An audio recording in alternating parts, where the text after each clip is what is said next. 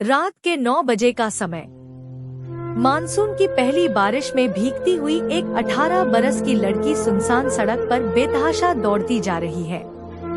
बीच बीच में पीछे मुड़कर देख लेती है और फिर दौड़ने लगती है।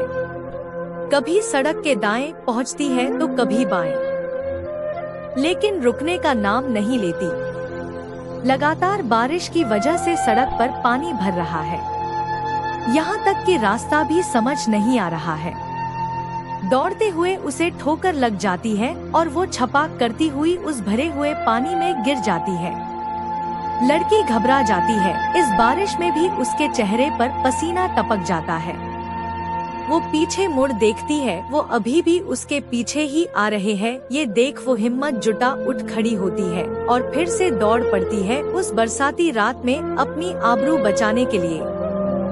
कुछ कदमों की दूरी तय करने के बाद उसे सड़क के बाएं दूर नजर आती है रोशनी की किरण, जहां स्थित होती है कुछ एक दुकानें, जिनमें शामिल है चाय की टपरी, एक ढाबा और कुछ एक बिस्किट, स्नैक्स, कोल्ड ड्रिंक की छोटी मोटी दुकानें। दौड़ते दौड़ते लड़की थक चुकी होती है, पैर जवाब दे रहे हैं। वो सड़क के दाएं और आती है और एक पेड़ का सहारा ले रुक जाती है। वो रही चल, थोड़ा और तेज दौड़ते हैं। पीछे से आवाज आती है, जिसे सुन वो लड़की अपनी आंखें बंद करती तथा अपने इष्ट को याद कर दौड़ लगा देती है और सीधा सड़क के इस तरफ बनी चाय की टपरी पर जाकर बारिश से बचने के लिए बेंच पर बैठे एक लड़के से प्लीज हेल्प कहते हुए नीचे गिर जाती है। गिरते समय उसका हाथ उस लड़के के हाथ में पकड़े चाय के प्याले पर पड़ता है और उसका प्याला छूटकर गिर जाता है। आवाज सुन लड़का पीछे मुड़कर देखता है, जहां दो भटके हुए नौजवान सड़क के उस पार खड़े हैं और उस लड़की की तरफ देख रहे हैं। लड़का वहां से उठता है और उनकी तरफ जाता है। किसी को अपनी तरफ आते देख वो वहां से 9-2-11 हो जाते हैं। लड़का कुछ दूर उनके पीछे जाता है। जब वो कहीं नहीं दिखते तो वो वापस टपरी पर आ जाता है। रोहन, जरा 2 चाय लाना, वहाँ कार्य करने वाले एक एक बंदे को आवाज देते हुए कहता है। अभी लाया भैया, बस 5 मिनट आप इंतजार कीजिए, रोहन ने चाय का पतीला चढ़ाते हुए कहा। वो लड़की अभी भी वहीं मौजूद होती है। आप ठीक है? लड़के ने पास ही पड़ी कुर्सी पर बैठते हुए पूछा। जी, लड़की ने संक्षिप्त सा उत्तर दिया। लड़का, कौन थे ये लड़के, क्या आप उन्हें जानती हैं? जी नहीं, हम नहीं जानते।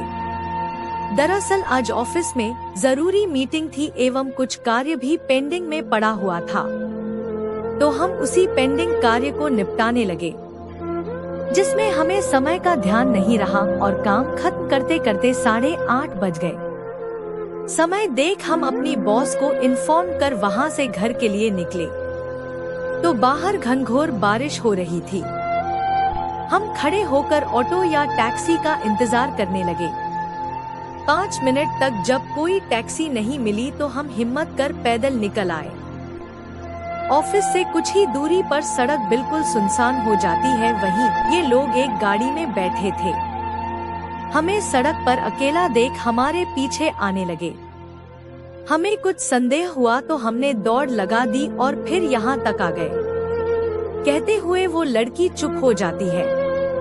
भैया, आपकी चाय, रोहन 2 कुल्हड़ वाली चाय आगे बढ़ाते हुए कहता है। लड़का, एक इन्हें दे दो, लड़की की तरफ इशारा कर कहता है। लड़की चाय ले लेती है और अपने दोनों हाथों से कुल्हड़ पकड़ चाय की चुस्की लेने लगती है। लड़का अपनी चाय ले बातचीत आगे शुरू करता है। कोई बात नहीं, जो हुआ उससे सबक लीजिए और बाकी एक बुरी घटना समझकर भूल जाइए। जी धन्यवाद, कहते हुए लड़की अपनी चाय की आखिरी चुस्की लेती है। वैसे मेरा नाम सुशांत है, पेशे से टीचर हूँ।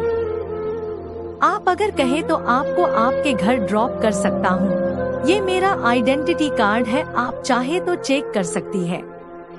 जी, उसकी जरूरत नहीं है। आप यहीं थोड़ा आगे चलकर जो पहला मोड़ पड़ेगा न, उसी मोड़ के किनारे हमारा घर है, आप वहीं छोड़ दीजिए। लड़की सुशांत से कहती है। जी ठीक है, आप यहीं बैठिए और ये कोट पहन लीजिए, मैं अभी आता हूँ। अपना कोट उतारकर उस लड़की को देते हुए सुशांत ने कहा। वो अंदर जाता है और रोहन को चाय के पैसे के साथ एक चॉकलेट देता है।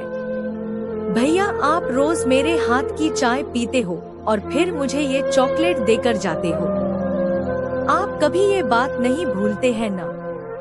जितना हो प्यार बांटो, खुशी बांटने से बढ़ती है। कहते हुए सुशांत मुस्कुराते हुए वापस आ जाता है और पास ही खड़ी अपनी बाइक स्टार्ट करता है। आप वहाँ क्यों खड़ी है? चलिए आपको ड्रॉप कर देता हूँ।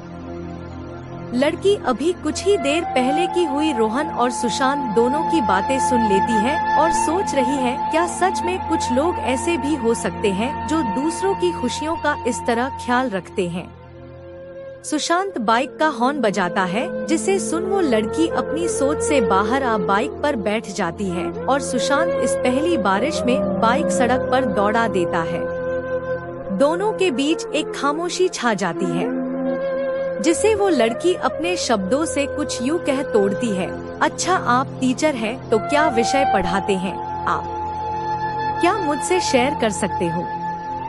वो क्या है ना, मुझसे ज्यादा देर चुप नहीं रहा जाता, लेकिन कुछ देर पहले तो इतना कम बोल रही थी आप, तो मुझे लगा कि खैर छोड़ो, मैं तो हिस्ट्री टीचर हूँ और हिंदी साहित्य से विशेष लगाव है।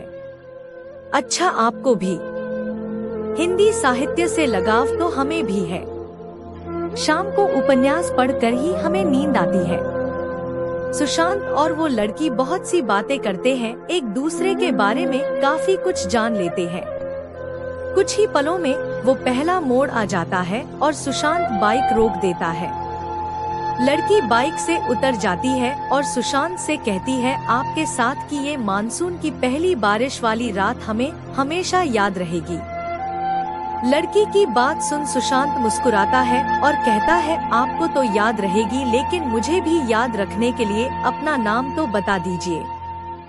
हमारा नाम कल फिर मिलना, तब बताएंगे डॉट। कहते हुए लड़की मुस्कुराती है और दोबारा से धन्यवाद कहते हुए वहाँ से घर के अंदर चली जाती है। लड़की की बात सुन सुशांत मुस्कुराते हुए बाइक स्टार्ट कर देता है और घर के लिए निकल जाता है, वापस कल फिर आने के लिए, मुलाकातों का सिलसिला बनाने के लिए।